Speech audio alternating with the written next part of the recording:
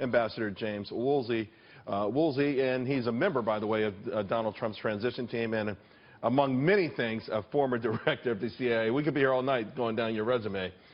Ambassador, one of the key issues during the election was Donald Trump and temperament and ability to deal with foreign policy. America first, but he did encourage world leaders not to take that the wrong way. I like the way he came out the gate, but what is the policy going to be? How do you put that into practice? This is surmise on my part, not any kind of policy elucidation. But I think that a lot of his stance from the podium and his expressions and his use of language and his getting chants going and so forth is kind of a shtick. It's like what a vaudeville comedian would have, this sort of side act that he's always doing to attract attention and keep people focused on him. And I think it's not my style of speaking. It's not style of speaking with anybody I know. I don't like it very much. But I don't think it should be interpreted as a diplomatic overture. I mean, because he says something passingly favorable about Russia, and my gosh, you know, in World War II, we and the Brits were allied with Stalin, who was the greatest killer in history at that point in time, and we were really nice to him and called him Uncle Joe, and we needed him over the fight the Nazis with us. Yeah. Someone who was even more of a threat than that. Absolutely. Is that then the calculation then? Because there are other threats out there, you know, that we're engaged with right now, ISIS and some of the other bad actors of the world, despite what many think that Vladimir Putin has ambitions to not necessarily recobble together the old USSR, but certainly portions of it. I think that we have to try to get the Russians to work with us against North Korea and the Chinese to work with us against North Korea, and to have some stability in that part of the world. And one thing we have to persuade the Russians to do is to stop conquering their neighbors, whether it's you know, Ukraine or somebody else. Crimea, Georgia, whatever. Georgia.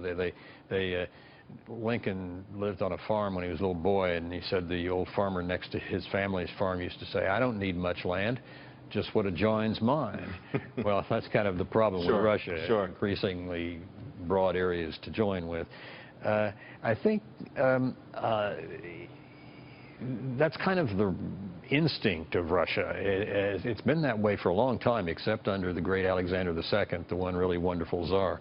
It's been a power that seeks to take over its neighbors, and we need to try to tone that down for the Russians. Well, they look like you know, I think Vladimir Putin is probably the first world leader to call and congratulate Donald Trump. So they've got some sort of admiration that could be developed into a mutual sort of respect, and probably. Yeah.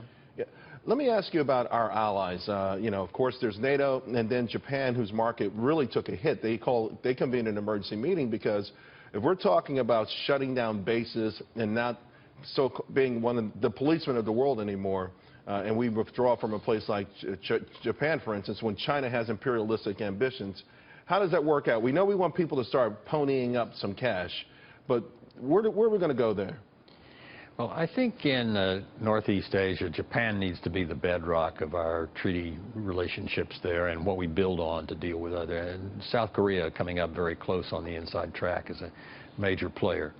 I think that we need to get in a situation where we usually and ordinarily and at a fairly low level or substantial to low level of our diplomacy, we're continually engaged with our allies. The Obama administration got allies mixed up with adversaries, and they treated allies as if, like Israel, as if they were adversaries, and adversaries like Iran as if they were allies, being real nice to them with their